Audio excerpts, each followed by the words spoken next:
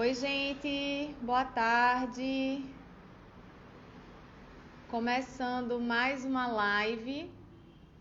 Essa semana tendo a honra de receber pela segunda vez uma pessoa muito especial, uma amiga muito querida.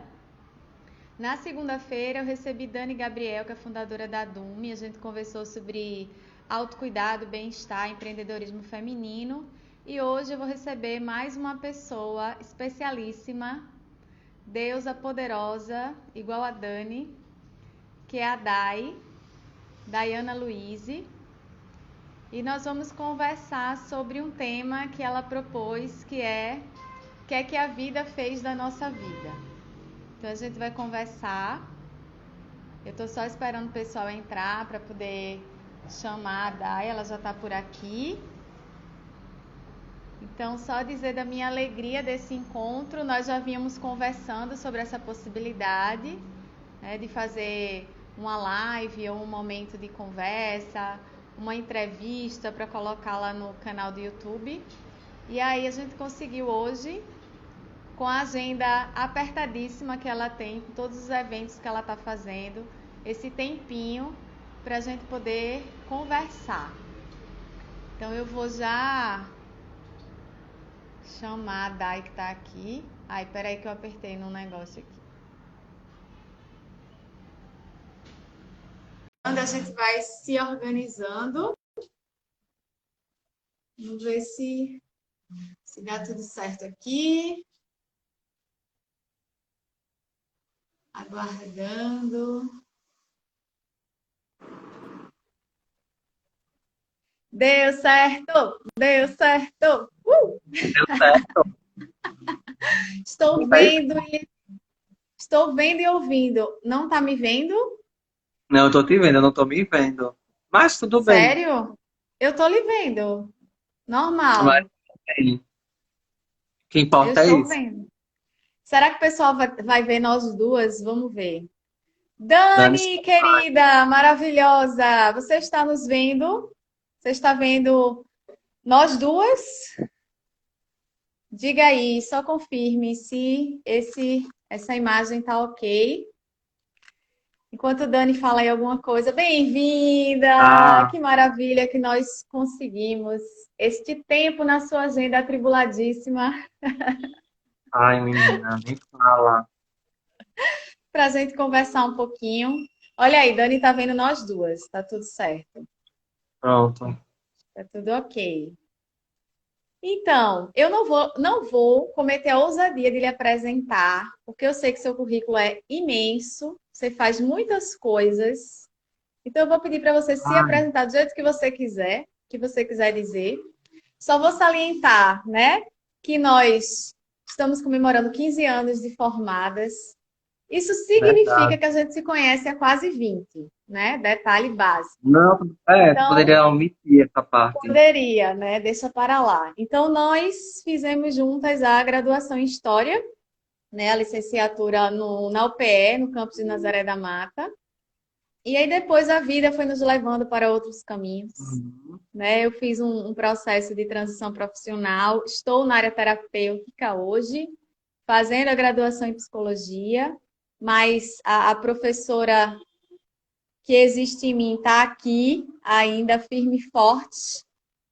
E aí, eita, deu uma travada. Voltou? Aí voltou e agora eu tô me vendo. Ótimo. Muito bom. Então, eu estava falando que eu transitei, né, profissionalmente para a área terapêutica, mas a professora que existe em mim ainda está aqui firme e forte. E aí eu tenho acompanhado, mesmo que longe, seu trabalho na área da educação. Depois da história veio aí uma outra graduação, seu trabalho na secretaria. Então, primeiro saber como é que está sendo essa quarentena para você, né? Então, se apresenta, diz aí o que você quiser dizer, fala como é que está sendo esse momento e a gente vai desenrolando esse papo. Certo. Ai, menina, me apresentar sempre é um desafio muito grande, sabe?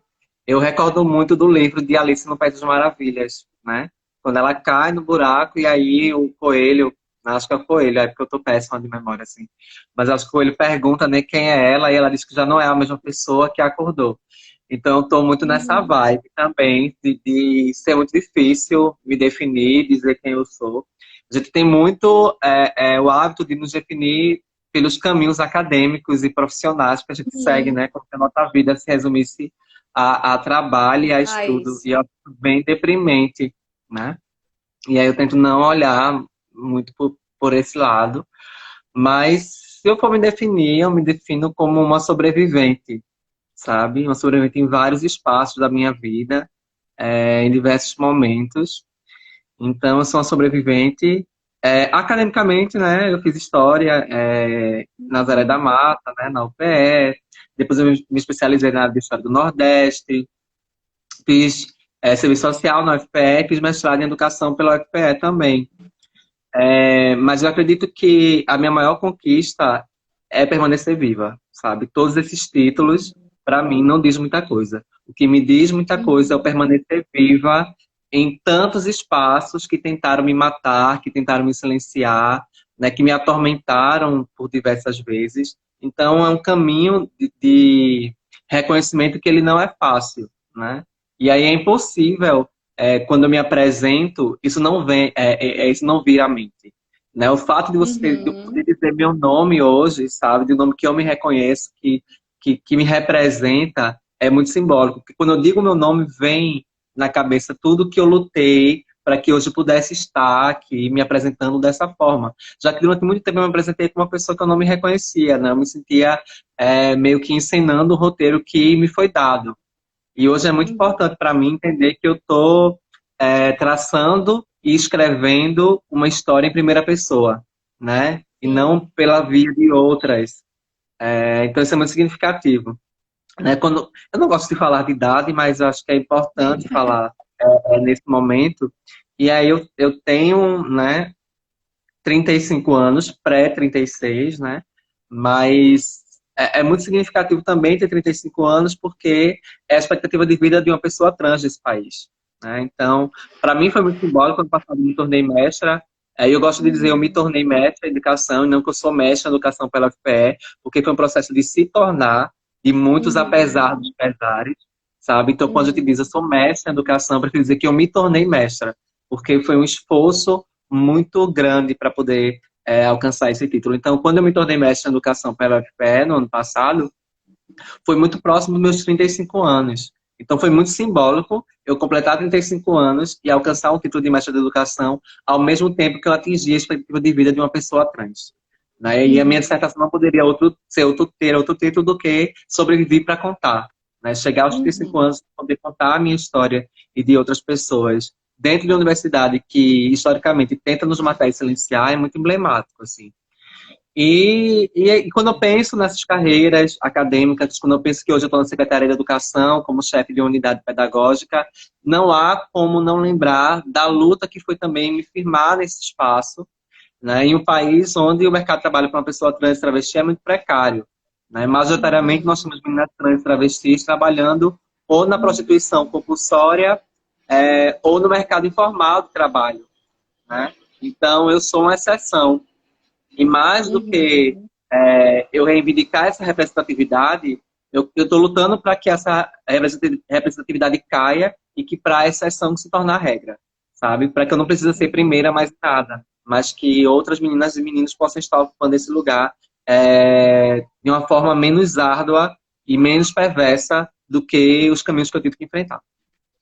Uhum. O que é que a pessoa diz, né? Depois dessa apresentação. O que é que a pessoa fala?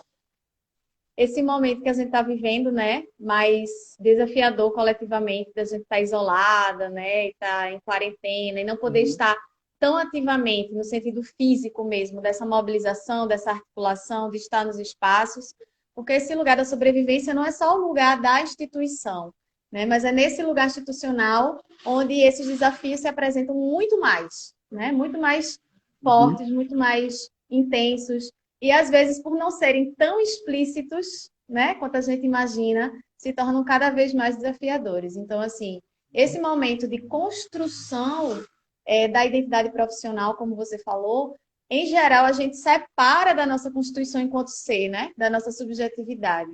Mas o quanto isso é uma parte de quem a gente é, né? E não quanto a gente se resume a isso. Tanto que, como eu fiz no início, em geral, quando a gente vai se apresentar, a gente já traz, né, as formações, os títulos e tudo mais. Mas nesse momento, assim, você está ficando isolada? O que é que esse momento de isolamento trouxe? Alguma reflexão, alguma nova forma de atuar, de fazer essas articulações? Porque agora é assim, né? As lives, os webinários, se isso teve um alcance maior, teve um benefício nesse sentido, como é que está sendo esse momento para você? Sim, é bem expressivo, né, esse novo momento, mas a gente precisa pensar também é, novo momento para quem, sabe? Para quem isso é Uhum, novo? E foi um uhum, período em que eu tive que refletir muito, principalmente com relação, né, aos meus pares e às minhas pares, em relação a essa pandemia. Então, eu fiz até um vídeo comentando sobre isso. Eu vejo as pessoas reclamando muito porque não podem encontrar a sua família, não pode abraçar a sua avó, não pode estar jantando, né, com seus pais, e que não vê a hora dessa pandemia acabar, para que esses laços possam ser fortalecidos. E eu não tenho como não pensar nesse momento em como é doloroso para uma pessoa trans ou travesti, ou para uma pessoa LGBT, em linhas gerais, as relações familiares, sabe? sim. Então, o que as pessoas estão passando hoje de distanciamento da família, isso é muito comum em relação à população Sim. LGBT, com uma diferença, não é por conta de uma pandemia, ou é por conta de uma Uhum. pandemia, né? Ou na verdade é por conta de Isso. uma outra pandemia, que é a LGBTfobia. E as pessoas, quando começam a sentir na pele, imagina a perversidade que né? Você ter esse rompimento familiar. E aí, uma menina trans travesti, geralmente, ela é expulsa de casa aos 13 anos. Antes era aos 13 anos e meio, agora a expectativa é cair para os 13 anos. E aí, quando eu vejo muitos pais, né, familiares, torcendo para que as aulas presenciais voltem, porque quer ver seu filho formada, porque quer ver sua filha no final de ano com vestido longo, pegando o canudo de formatura, né? E eu vejo meninos e meninas ansiosos e ansiosas para voltar a esse convívio. Uma menina trans de cada 10 meninas trans, 9 não terminam a educação básica. Então Uhum. isso é novo para quem, sabe? Esse Uhum. distanciamento da Uhum. família, esse distanciamento do espaço escolar é novo para quem? As pessoas estão muito preocupadas com essa crise econômica, em perderem suas gratificações, e em toda a retração no mercado de trabalho. E aí é onde eu repito, né, o que eu falei no início. Quais Uhum. são os postos de trabalho que são dedicados à população trans e travesti? É a prostituição compulsória ou o mercado informal de trabalho, que é cada vez mais precário. Então, essa crise, ela é nova para quem? Sabe? Uhum. Então, tudo. E outra, e uma coisa que eu vejo que é muito simbólico também, né? Um medo que as pessoas em geral têm de entrar em contato com outra pessoa, né? Essa ideia de distanciamento. Não posso estar perto daquela pessoa porque ela pode me contaminar, porque ela pode potencialmente me passar o Covid. E isso a gente vive historicamente sem ter o Covid. Nós andamos na rua, as Uhum. pessoas se afastam, as pessoas tiram os filhos de perto da gente, as pessoas nos apontam na padaria, as pessoas comentam no meio da rua. O distanciamento Uhum. social para a gente, esse isolamento, ele não é novo. Então, as pessoas estão passando hoje, inclusive, eu ouso dizer de uma forma até mais amena, o que a população trans e travesti nesse país vive cotidianamente. Diariamente. Uhum. Então, eu acredito na importância de se pensar em um processo de alteridade para as pessoas imaginar.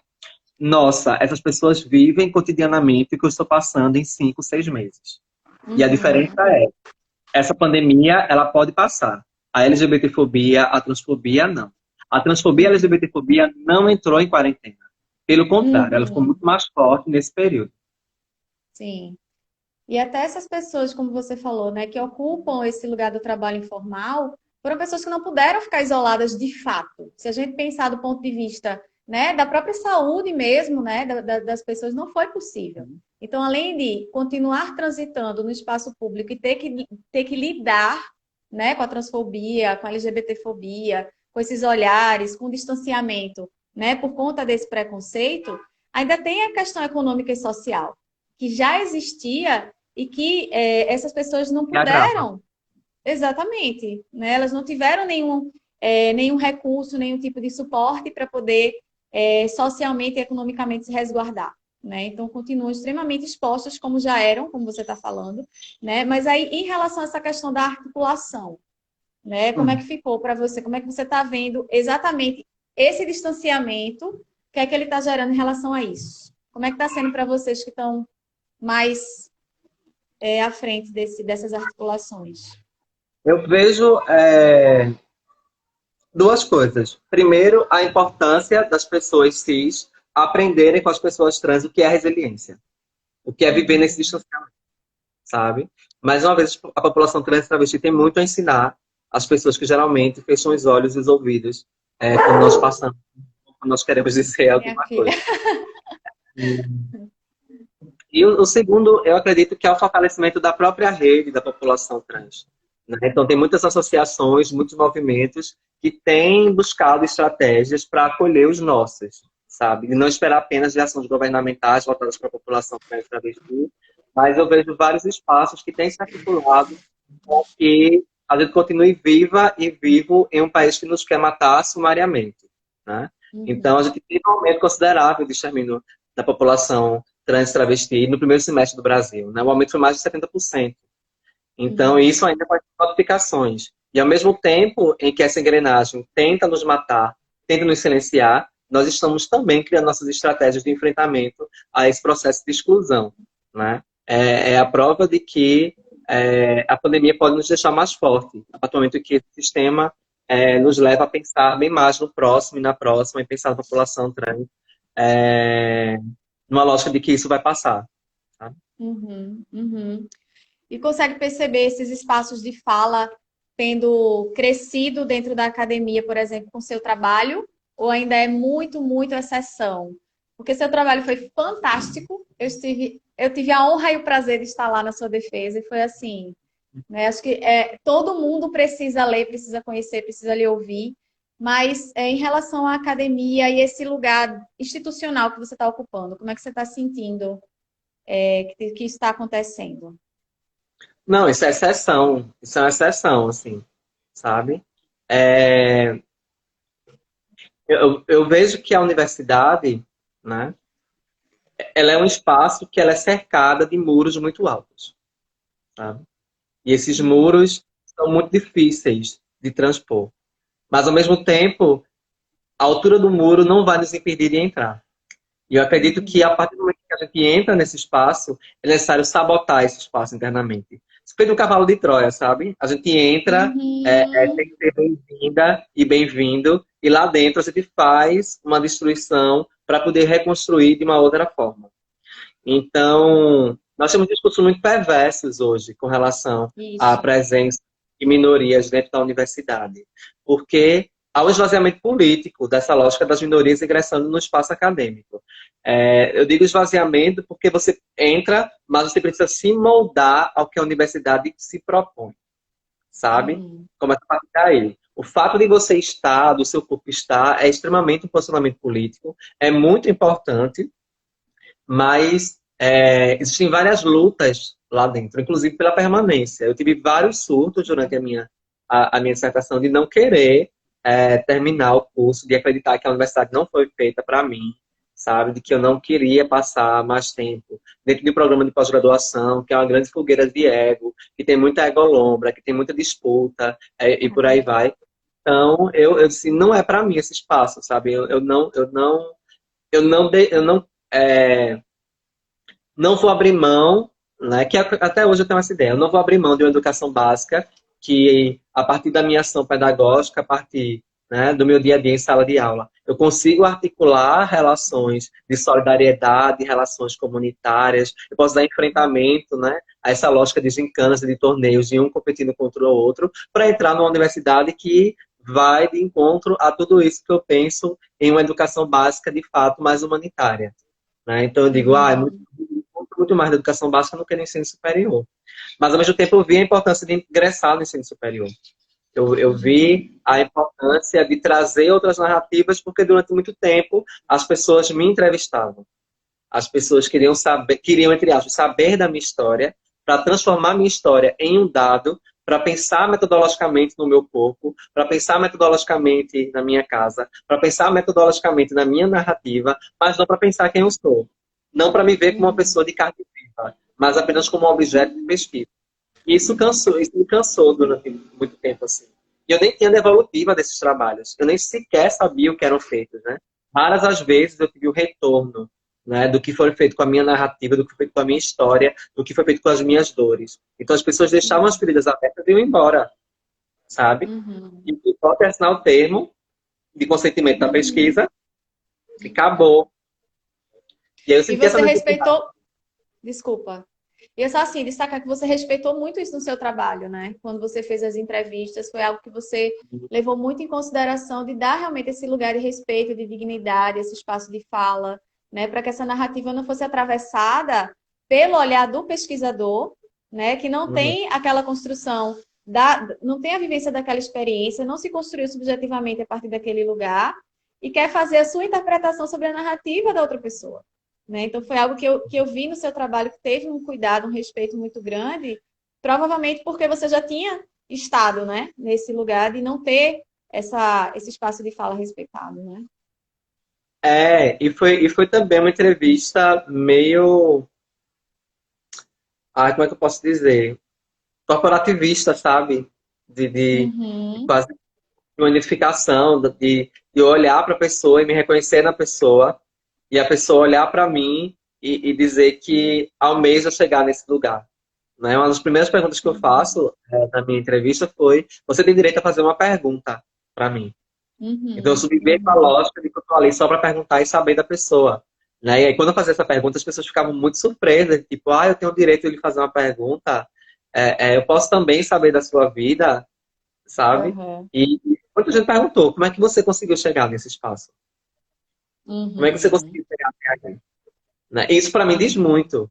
É uma pergunta que para mim diz muito mais do que algumas respostas que eu obtive ao longo das minhas entrevistas. Né? É a ideia de como ainda o acesso à dignidade no mercado de trabalho é algo distante, né? Da população trans.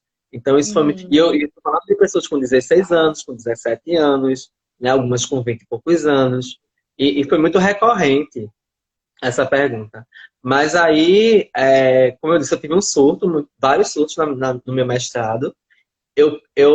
Quando eu ingressei, na verdade, no programa, eu lembro que o meu projeto, eu tirei 9,75 no projeto. E Uhum. aí eu fui para a DP, para apresentação do Para projeto, né, para entrevista. entrevista, com muitas inquietações. Aí eu falei sobre o projeto todo e no final, né, uma pessoa que estava na banca, que foi minha futura orientadora, inclusive, ela perguntou se eu tinha alguma coisa a dizer, que não teve espaço, né? Que não foi dado espaço para falar, se é uma coisa que eu queria falar que não foi perguntado. E aí eu disse, se eu passar, né? Se eu ingressar nesse programa, eu não vou fazer essa pesquisa. E aí eu disse que eu Uhum. não vou fazer essa pesquisa porque essa pesquisa já não me diz nada.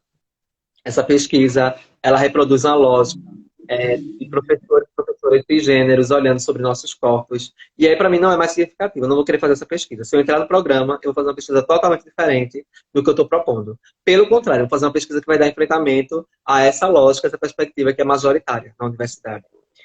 E Uhum. aí, foi isso, né? Eu entrei meio que às cegas, tive que estar construindo meu projeto ao longo desses 2 anos, né, de mestrado.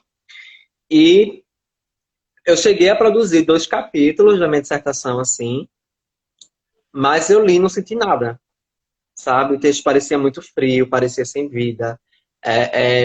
Me angustiava abrir o notebook, ter que digitar alguma coisa ali. E aí teve uma vez que eu fui até o banheiro e molhei meu rosto, e aí eu olhei para o espelho, né? E quando eu olhei para o espelho, eu comecei a pensar não só em quem eu sou, mas também em quem eu fui, em quem eu deixei de ser. E aí foi um processo extremamente doloroso e, ao mesmo tempo, extremamente produtivo, porque eu comecei a dialogar com a criança que eu fui. E aí eu fui Uhum. algumas lembranças que eu tinha da infância, que não são muitas lembranças, mas eu fui recorrer a fotos, por exemplo, e eu percebi que a última foto que eu tirei sorrindo é quando eu era criança. Eu não tinha percebido Uhum. isso. Todas as fotos que eu tenho hoje, eu não dou nenhum sorriso. A última foto que eu tenho sorrindo é na minha infância. E eu comecei a tentar entender o que foi que a vida fez para que eu não pudesse ter essa mesma liberdade, essa mesma alegria, sabe? De quando eu tinha 5, Sim. 6, 7 anos. Por mais que eu também naquela época passasse por muita coisa, né? Que Uhum. não foi também uma infância, que foi um mar de rosas, né? Quando você é Uhum. visto como uma pessoa diferente, você enfrenta muita coisa. E aí foi quando eu resolvi escrever a minha dissertação conversando com essa criança. E aí eu deixei de lado toda a impessoalidade e trouxe as minhas narrativas entrecruzando com as produções literárias de outras pessoas trans travestis e também com a narrativa das 12 pessoas que eu entrevistei. Então, inicialmente, eu pensei numa lógica de sobreviver para contar, na ideia de que eles eram e elas eram os sobreviventes e as sobreviventes. Mas aí eu me coloquei nesse mesmo barco. E aí, para mim, fez muita Uhum. diferença. Eu consegui fazer um texto muito mais fluido, um texto, né? Geralmente as pessoas têm muito abuso do que fizeram no mestrado. Ah, eu não aguento Sim. mais a minha dissertação. Eu leio 50 vezes a minha dissertação, não tenho problema nenhum em ler minha dissertação, sabe? Sempre que eu leio, eu encontro uma coisa nova. Pensa em algumas coisas que eu poderia ter alterado também, mas é uma dissertação que eu tenho um carinho muito grande, porque eu vejo na minha dissertação uma filha, sabe? Uma filha que eu pari Uhum. a duras custas, com muitas lágrimas, com muita vontade de abortar, né? Com muita vontade de abandonar esse projeto, mas hoje é uma filha que eu cuido, que eu tenho orgulho, que faz parte de mim, né? Que é uma parte de mim para o mundo, né? E é uma parte de mim, ao mesmo tempo é uma parte de muita gente para o mundo. Então, para mim, é muito significativo. Mas dizer que a universidade ela está aberta e ela está interessada nisso, ela não está, sabe? Eu percebo, e aí eu vou trazer um recorte para a mulheridade negra, a universidade até acha cult ler textos de feministas negras, sabe? Ler sobre dororidade, né? Ler Bell Hooks, ler várias mulheres negras. Mas a universidade tem pensado um pouco no acesso de mulheres negras, tanto como estudantes dentro do campus, como também como professoras. Então, para Sim. mim, isso é um auge de uma hipocrisia. Você quer ler o que essas pessoas, você até lê o que essas pessoas produzem, mas você não quer que essas pessoas estejam na universidade. E aí se mostra uma hipocrisia e um dissenso muito grande. Quando a gente leva isso para a população trans, isso se torna mais sintomático ainda. Né? Há uma desculpa muito esfarrapada, e eu ouvi isso em vários momentos, de que há uma pequena produção da população trans com relação a trabalhos acadêmicos. Claro, né? Porque, segundo o levantamento que foi feito recentemente pela ANTA, a gente só tem, da comunidade acadêmica em geral, só 0,02% se autodeclara trans ou travesti. É um número muito ínfimo, Uhum. mas são pessoas que estão produzindo, apesar dos pesares, e que quando a gente vai para Sim. as empresas da disciplina, a gente não vê esses textos, sabe? A primeira coisa que eu pergunto quando alguém Uhum. quer entrevistar para um trabalho da universidade é quantas pessoas trans você está citando? Ou você vai tornar essas pessoas Uhum. apenas objeto da sua pesquisa? Sabe? Quantas Uhum. autoras e autores trans você tem lido e buscado refletir a partir do olhar e da perspectiva desses corpos? Mas não, as pessoas estão Uhum. muito acomodadas com colocar apenas como objeto de pesquisa. Né? Então, dizer que a Uhum. universidade ela tem interesse e ela está aberta e ela está acolhendo isso é uma disputa ainda muito desleal. Sabe? A gente está entrando dentro de uma selva de pedras muito grande e se firmar lá dentro é um processo muito complicado que afeta diretamente a nossa saúde mental. Né? Uhum. Sim. E o quanto o que é produzido, né, pelas pessoas trans dentro da universidade fala sobre elas ou se enquadra nesse projeto, né, que você falou, nesse formato, né, de uma narrativa que parece ser muito altruísta, muito inclusiva, mas que na prática não acontece dessa forma, tanto no que diz respeito ao compartilhamento do espaço público, né, que é essa questão do corpo trans na universidade, do corpo negro, né, da mulher, enfim, a gente poderia ir trazendo, né, outras pessoas que também se encaixariam nesse contexto. Mas o quanto dessa pequena produção que você citou, essa produção fala sobre desse lugar da subjetividade, como você conseguiu fazer, por exemplo, né? Uhum. Então, ainda sendo muito pouco, o pouco que é, talvez ainda não seja um espaço de fala de fato que traduza essas experiências, né? E essa subjetividade. Então, realmente é um nível de silenciamento muito grande ainda, né? Uhum. Muito É, grande. e de questionamento, sabe? De questionamento da validade do que você está propondo, do que você está falando, né? E Uhum. você precisa manter uma imparcialidade, uma neutralidade que não existe, sabe? Que não Uhum. existe. Eu não mantive. E eu digo, o meu texto, no momento, ele é imparcial e ele não é neutro, não. Ele tem um lugar muito bem demarcado, ele tem uma postura muito bem colocada e não é um texto neutro em nenhum momento, assim. Também não é Sim. nenhum manual, né, que eu coloco no final. Quem acredita que o meu texto vai trazer a solução para os problemas educacionais em relação à população trans e travesti no Brasil, que é um manual de como resolver isso, quebra a cara porque não é a proposta, né, da minha dissertação. Minha Uhum. dissertação é provocar o que levou a essas feridas e como é que é demarcado isso na trajetória de vida da população trans nos espaços escolares do que trazer um livro de receitas. Até porque não é fácil, né? A gente tem um país que, desde muito tempo, né, é, é, se alimenta de uma perseguição, né, ao corpos LGBTs, a corpos dissidentes. Se a gente parar para pensar, né, no Brasil colônia, havia todo o incentivo para o que era considerado crime de sodomia.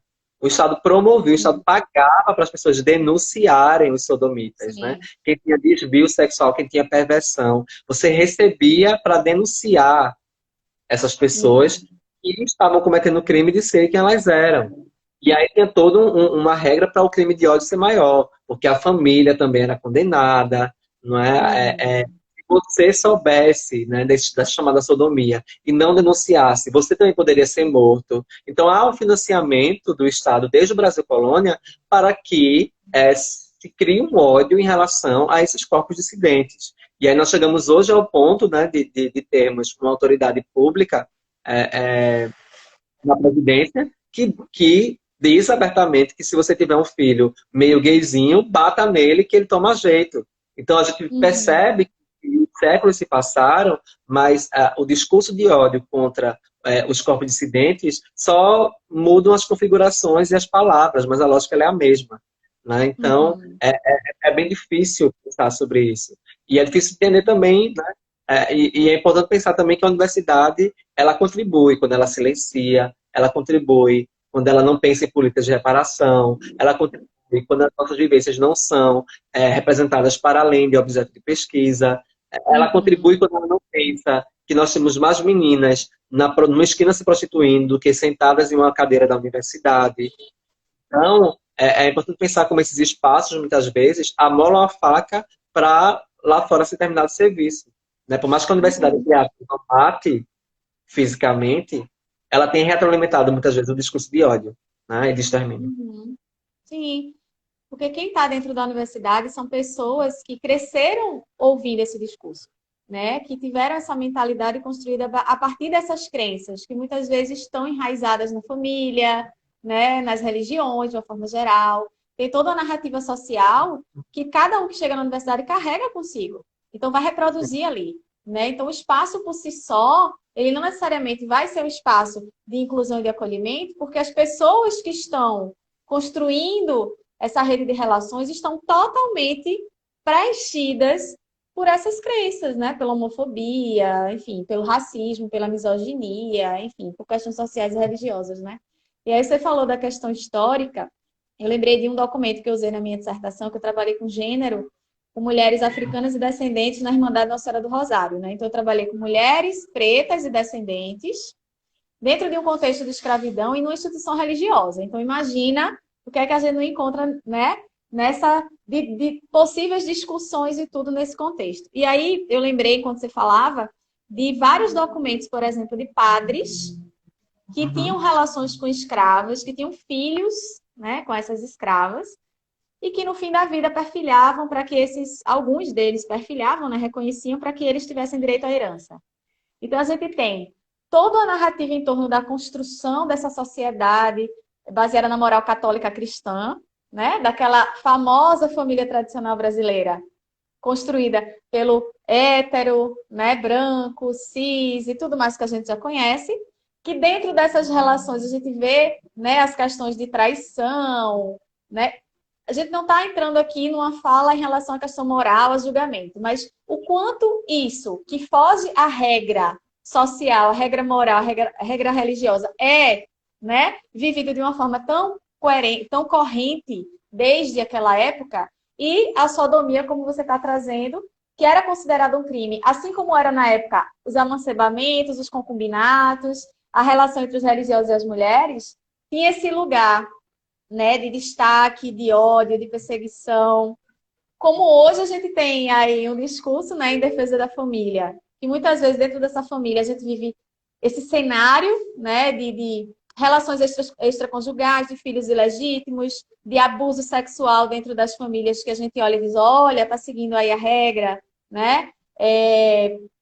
Agressão física contra a mulher, né? Às vezes tráfico de drogas. Então, tudo que a gente olha na sociedade, que a gente atribui a determinados grupos sociais, com base nessa visão de ódio, racismo, misoginia, LGBTfobia, a gente vê que isso está espalhado nas relações de forma geral, mas tem esse alvo, que é o que eu estava falando, né? Tem essa visão do ódio, né? Dos corpos que são excluídos dos espaços, que incomodam quando estão presentes. Então, talvez para a gente que tem esse olhar histórico, né? Que saiba como as coisas funcionam, como é o discurso e como é a experiência, eu acho que dói muito mais, né? Assim, é uma dor de ter essa consciência de como as coisas funcionam, de ver como isso é cruel, né? E de ver como as pessoas estão sofrendo com isso, por essa falta de clareza, de consciência, de respeito. Então, eu acho que é como você falou, não tem como separar a subjetividade, a individualidade, essa experiência minha, de quem eu me formei academicamente, porque são construções que acontecem ao mesmo tempo, né? Então, assim, como é para você ter essa visão da narrativa histórica, né? Ter essa consciência, ter essa construção intelectual de poder olhar para tudo isso a partir desse lugar também e levar isso para sua prática profissional, para sua vida? Como é que isso funciona para você? Às vezes não funciona, né? Às vezes dá um curto-circuito, porque é muito difícil você estar nesse lugar de vivência, nesse lugar de fala, você pesquisar sobre isso e você trabalhar também com essas pautas. Então você quase fica 24 horas dentro, né, dessa temática, atravessando sua vida, e aí você vai, né, nas conversas com os amigos e com as amigas. Esse tema também, né, aparece com muita força.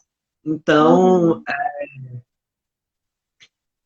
é você rememorar e pensar muitas vezes o que é colocado como uma estatística para você ter nome, para você ter endereço, para você ter um rosto, para você ter uma trajetória, sabe? Quando eu digo que de cada 10 estudantes trans e travestis, 9 não terminam a educação básica, me vem na cabeça dezenas de estudantes que passaram na minha sala de aula. Esses números, eles têm nome, né? Eles são feitos de carne viva. E aí, isso é muito perverso, porque, infelizmente, meio que já viram um clichê, sabe? Sempre que se fala sobre as pautas trans, sempre se fala sobre a pauta travesti. Trazer esses dados, as pessoas ficam horrorizadas, mas nós sabemos quem são essas pessoas, né?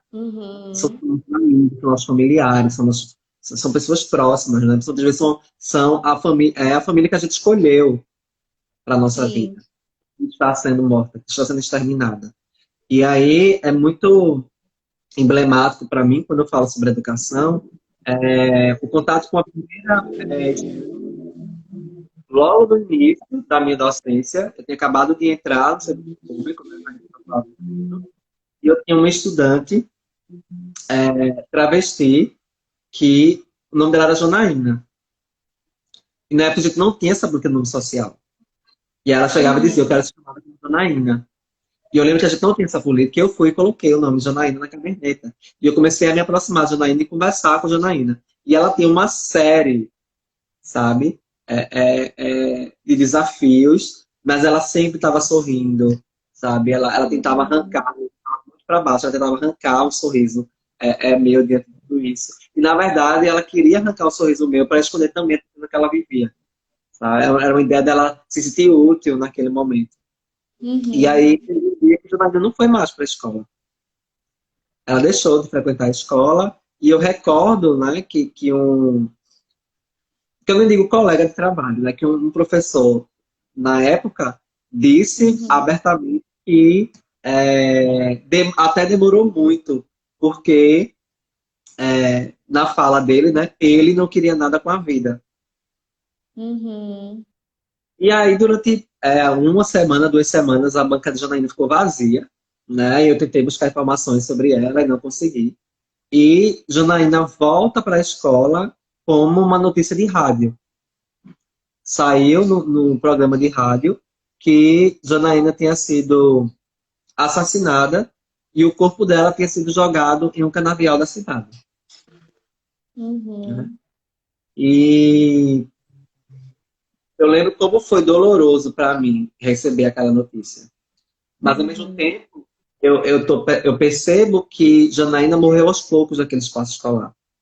A Janaína morreu na fala daquele professor que disse que ela não queria nada com a vida, né? Uhum. Janaína morreu diante de muitas violências que ela sofreu na escola e que professores e professoras silenciaram diante, sabe, daquela violência. Então, o que o caminhoneiro fez, né, porque foi um caminhoneiro, fez com Janaína, na verdade, ele finalizou um processo que era um processo muito antigo, que atravessou a família de Janaína, que atravessou a vida de Janaína quando ela ia para a rua comprar pão, e eu via das pessoas esses comentários e as acusações, né, que passou pela vida de Janaína quando ela teve que várias vezes, entre aspas, desistir do espaço escolar, por uma série de dificuldades, inclusive para se manter, né? Ela, enfim, é um genocídio que ele é histórico. Então é muito doloroso, eu percebo que Janaína poderia estar aqui hoje. Que Janaína poderia estar assistindo essa live. Que Uhum. Janaína poderia estar trabalhando comigo hoje na Secretaria de Educação. Mas Janaína não teve Uhum. esse direito, né? Janaína teve seus sonhos enterrados com ela ali. E aí a minha luta hoje é para que a morte de Janaína não seja em vão, sabe? Para que outras Janaínas tenham outras possibilidades de ser e de existir. Para que a educação Uhum. faça sentido para a Janaína. E que a Uhum. Janaína possa estar contando aqui uma história que é bem diferente da história daquela Janaína que me acolheu assim que eu comecei a minha docência. A morte de Janaína não Uhum. pode ser em vão, sabe? E a minha luta é justamente para que Janaína possa se manter viva, não apenas na minha memória, mas no meu fazer diário, sabe? Uhum. Eu não sabia nada sobre Butler, sobre várias autoras e autores de sexualidade, mas que me ensinou muito diante disso. Então, são essas histórias que me envolvem a acreditar nas possibilidades, de não pensar que essas mortes vão ser em vão. Uhum. É, gente, eu fico em silêncio porque eu não tenho, né, o que falar. É só receber realmente. Porque é desse lugar mesmo da experiência. Qualquer coisa que eu fale aqui, eu vou falar de outro lugar. Realmente é um outro lugar de fala. Então, assim, esse foi um momento que a gente construiu para você trazer de fato o que você quiser compartilhar, porque cada palavra que a gente escuta, a gente vai também se questionando sobre as nossas posturas, né? Porque às vezes são muito inconscientes mesmo, e que lugar é esse de crueldade que a gente acaba reproduzindo na nossa vida diária, nas nossas relações, né? Com as pessoas trans, e o quanto a gente ainda não está no lugar de acolher, e de olhar para as dores, de olhar para a subjetividade. Então, assim, é Uhum. isso. Tem uma pergunta do nosso amigo querido Iveson. Ele perguntou assim: se você percebe diferenças entre gerações, né, no sentido de idades mesmo, no que tange ao processo de autoconhecimento e, consequentemente, a autoaceitação. Sim, tem muita diferença, assim, né? Uhum. Eu percebo que a disputa hoje está muito mais acirrada, né? Pensar o debate sobre pessoas trans, até nos anos 2000, sabe? Não era um debate emergencial. A gente não via muito na televisão, né? A gente não tinha facilidade na internet e a circulação. Tinha algumas figuras que eram de fora, que eram referências externas, mas a gente não ouvia falar muito sobre isso. né? Uhum. E é muito difícil, né, não ter acesso, porque por mais que essa identidade, né, qualquer identidade dela seja precária, né, embora isso seja uma polêmica muito grande, mas a identidade acaba sendo um rótulo, né, ou uma âncora que lhe sustenta, mas toda a identidade dela é precária, ela não dá conta da humanidade como uma forma geral. Você precisa, às vezes, ter essas identidades para tentar se localizar no mundo e se entender. E aí é muito difícil quando você começa a olhar para o lado e você não vê outra pessoa que compartilha da experiência que você está vivendo. E além de ser um processo muito solitário, é um processo muito doloroso e é um processo de muita culpa. Porque os espaços que você frequenta, todos estão dizendo que o que você está fazendo é errado. Quando, na verdade, você nem sequer tem ideia de por que é errado, porque você está agindo da forma que você acha, entre aspas, naturalmente. Né? Uhum. É, Sim. isso me levou, muitas vezes, na minha infância e na minha adolescência, a pensar em suicídio, sabe? Porque eu não conseguia ver meu lugar nesse mundo, então não fazia muito sentido acordar, né? Então, durante muito tempo eu pensei que era uma pegadinha de Deus e que eu morreria e no outro dia eu renasceria numa pessoa que eu me reconhecia, sabe? Eu criei uma coisa na minha cabeça, eu questionei muito Deus sobre porque eu estava passando por aquilo, né? Enfim. E participei de muitos espaços que só fortaleceram esse sentimento de culpa e de rejeição. Nos mais variados possíveis, assim. Eu lembro que me levaram para igrejas neopentecostais, de culto e libertação, que me fizeram acreditar que eu tinha um demônio dentro de mim, que era um desvio satânico, e que eu ia pro inferno. Isso gerou um sentimento de culpa e de medo muito grande, né? De necessidade, eu tenho que mudar, porque eu tenho que ir para o céu, eu não quero ir para o inferno.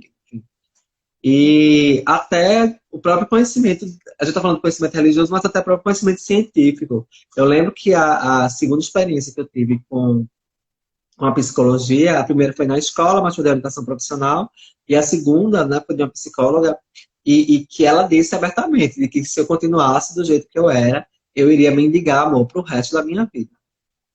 E eu tinha 15 para 16 anos de idade. Né? E eu Uhum. vi, né, ligado à saúde mental, ligado ao acolhimento, né, de que eu não era digna de amor, foi muito perverso, muito pesado. Né? Sim. Então, é por isso que quando eu converso hoje, tem vários espaços que tem participação de psicólogos e psicólogas, eu sempre trago essa discussão de qual é o lugar, né, do seu lugar enquanto psicólogo e psicóloga, para que hoje pessoas como eu estejam onde estão, sabe?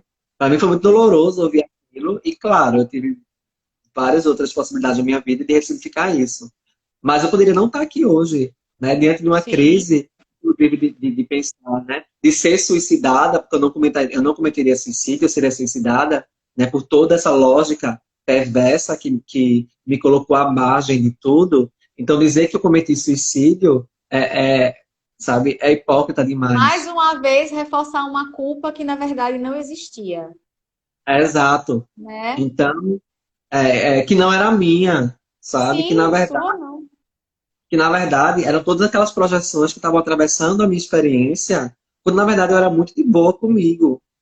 Eu não era de boa com a forma que as pessoas me tratavam. Então eu não queria, de fato, me matar. Eu queria acabar com essa dor que as pessoas estavam causando em mim. Então, Uhum. se eu viesse a morrer naquele momento, não era suicídio, né? Eu tinha sido suicidada. Mas aí no jornal eu iria colocar. E além disso, ia atrelar a minha identidade ao processo de suicídio.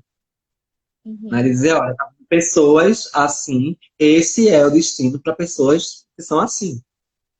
Uhum. Né? Hoje a gente tem ainda, hoje a gente tem um acesso maior a essas informações, né? Um fato. Mas é importante também dizer que, por mais que a gente tenha um acesso maior a essas informações, as resistências também têm se mostrado cada vez mais especializadas. Né? As formas de repressão, de resistência, de precarização, né? Também se mostram cada vez mais refinadas. Né? E aí é Uhum. importante, digamos, o meu reconhecimento ele veio pós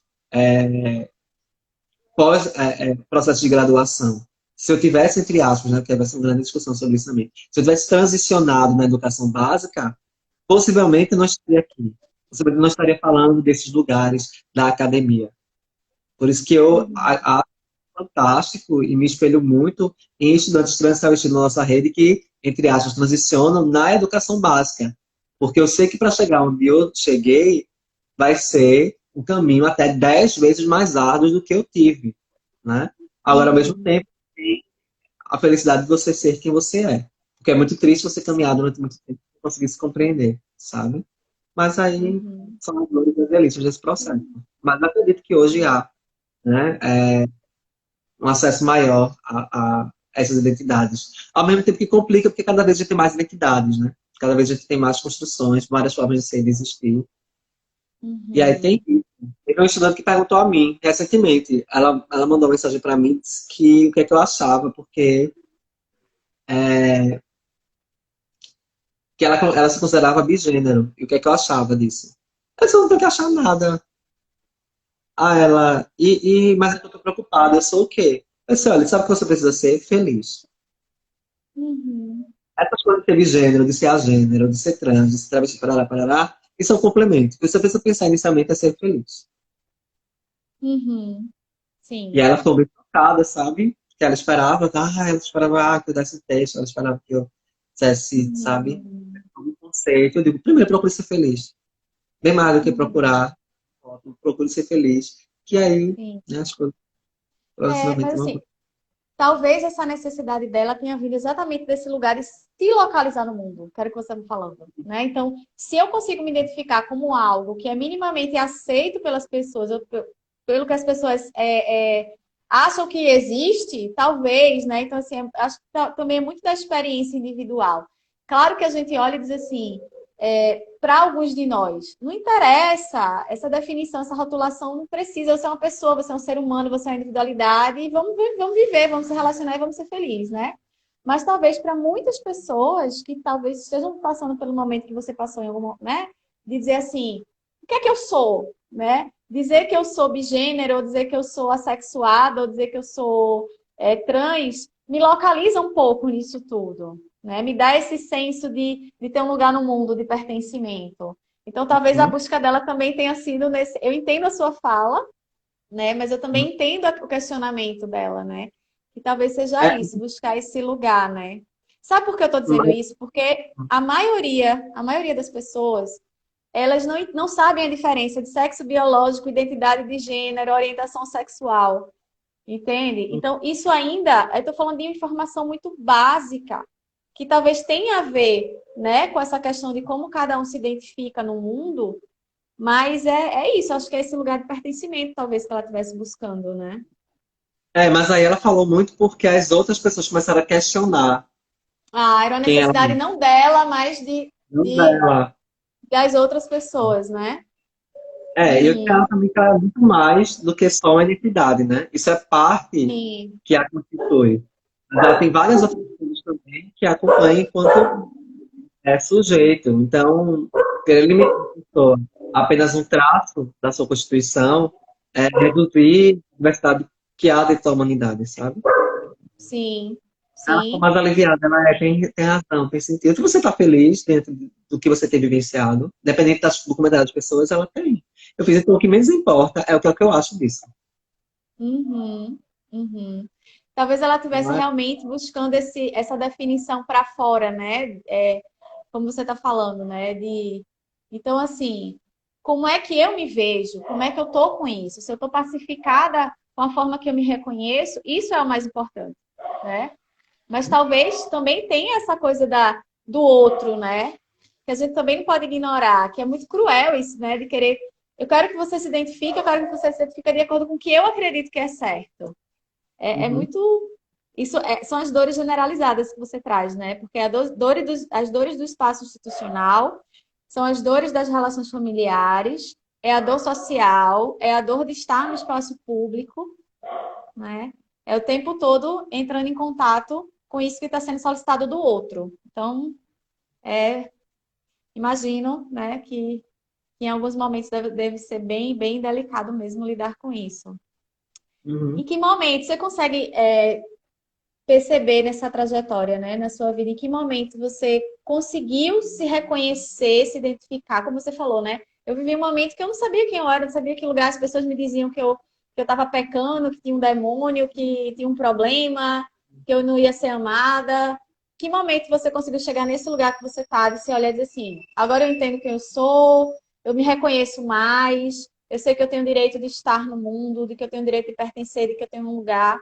Eu sei que isso é uma construção eterna, né, para todo mundo, mas em que momento você conseguiu sustentar mais isso internamente e isso fez com que você tivesse força de sustentar isso no mundo? Foi em 2009. 2009. Eu estava acabando o curso de serviço social na UFPE e eu li uma matéria sobre violência policial a travestis. Uhum.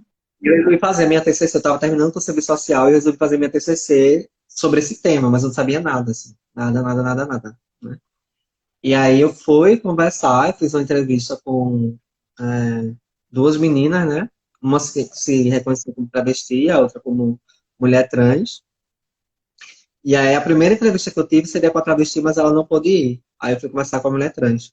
E aí quando eu comecei a fazer a entrevista, né? Decorrer da entrevista, foi meio embaraçoso, assim, porque ela falava e eu parava, assim, olhando pra ela, e às vezes eu perdia o senso da outra pergunta, sabe?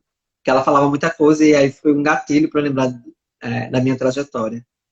E aí, quando acabou a entrevista, ela olhou pra mim e ela fez: eu sei que tem gente aqui que vai sair hoje sabendo que é mulher trans. Ela sentiu, assim, na hora. Uhum. E aí foi quando eu comecei a produzir a minha TCC e comecei a entender melhor. Agora é o que eu coloco: se não fosse a TCC, sabe?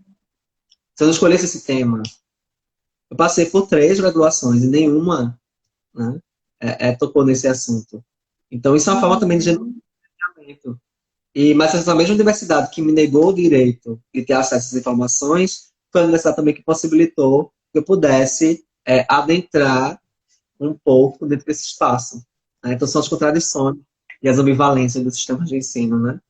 Uhum. E aí foi um processo de construção e de construção diária, cotidiana, de muitos questionamentos, né? De muitas ressignificações. Mas é um pouco disso, sim. Né? Mas foi isso. Uhum. Infelizmente, nosso tempo está quase acabando. Eu sei que você tem um compromisso, né, daqui a pouco. Uhum. Quero agradecer muito, muito, muito por esse tempo juntas aqui, a disponibilidade de falar sobre isso. Já quero, assim, fazer minha meia-culpa em relação aos questionamentos, porque é um lugar de fala, assim, está muito entranhado, o meu lugar de fala, né? Com esse da coletividade, que não tem ideia, né, do que é experienciar esse lugar, né, da mulher trans, do homem trans, da LGBT, enfim, que vivencia esse universo. Então, assim, fico feliz de ter podido trazer mais sobre isso a partir da sua fala para esse espaço aqui. Vai ficar salva essa live, vou publicar em outros lugares para que todo mundo escute.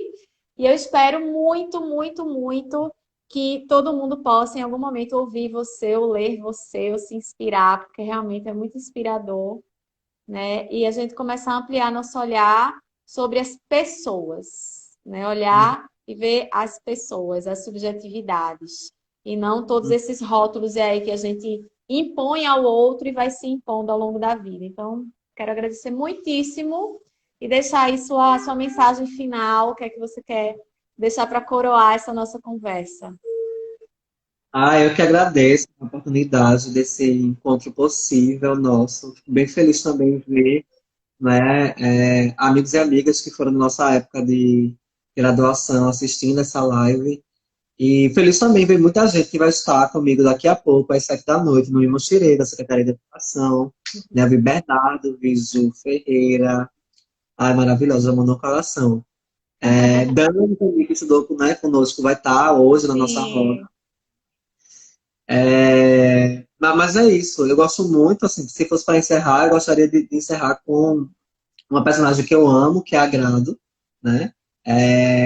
De Almodóvar, quando ela diz que A nossa felicidade está muito ligada a quanto mais a gente se parece com aquilo que nós sonhamos para a nossa vida. E eu levo muito isso, sabe?